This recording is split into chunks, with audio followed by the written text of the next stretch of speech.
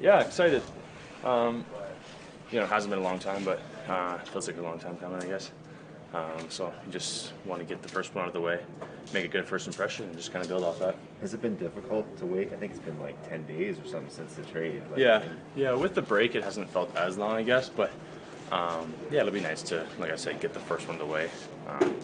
You get a bit anxious, as time goes on. You just want to make a good first impression, like I said, and help the team win. They've been playing really well, so a little bit anxious, but excited. In some ways, it's not that people don't welcome the break, but in your unique case, it was a kind of disruptive. You're learning all these things, and then you kind of have to pause on it. It would have been nice not to have the break and just kind of keep going.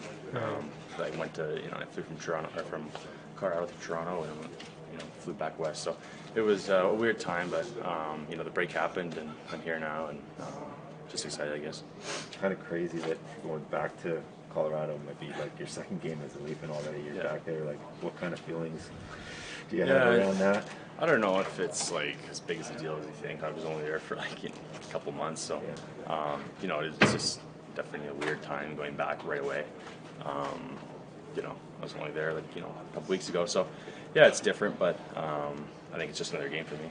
After you process the trade, were you kind of able to look like, okay, I kind of see where this makes sense. This team needs some of the things that I bring, in that regard. Yeah, no, I think the team's been playing great without me, but you start when you watch a couple games and look at the lineup and kind of see where you fit and what the team needs, and I try and bring that energy and that reliable guy that can kind of change momentum when need be. So you think about that a little bit, but I just kind of want to chip in where I can. And then you knew Bunting. Is there anyone else you knew? I knew Malgs. Oh, you knew Malgs. And I didn't know I got traded from Malgs right away, so I was excited, to be back with him. But it's weird. Did you call him? No, I didn't call him actually, because I found out before that. But I just knew Bunts. I knew Morgan a little bit from I went to Notre Dame. Okay. So he was there that year, so knew him a little bit. But just a couple of guys, so still get to know everybody. Had you stayed in touch with Morgan at all? Not really. I mean, you say hi to him on the ice and stuff like that.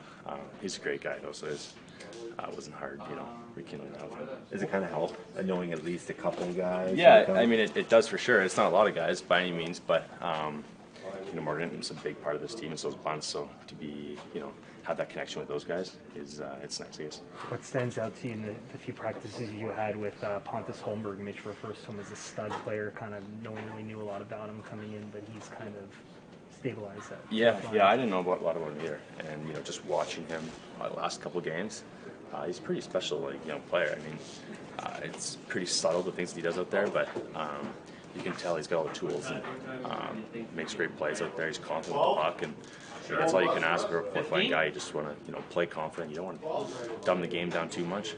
You still want to make plays out there, so it'll be fun to play these two guys in.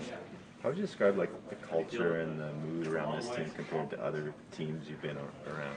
Yeah, I was saying this to someone else. I mean, it's definitely a first-class organization. I think when the first day I got here, I just kept meeting new staff and new people. And there's a lot of staff, right? Yeah, and it's just there's just no shortcuts here. Everybody is in it for one goal, and whether it's the trainers, the coaches, staff, even the media guys, everybody's kind of in it for that one goal, and it's pretty special to be here and be a part of that, I guess.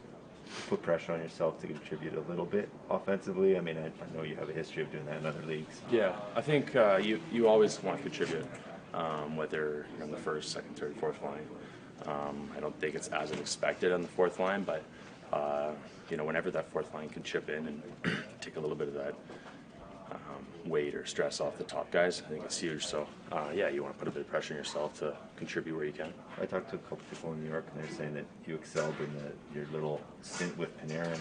How would you describe that experience moving up the lineup there? Yeah, that was special. As a guy like me, you don't always get that opportunity.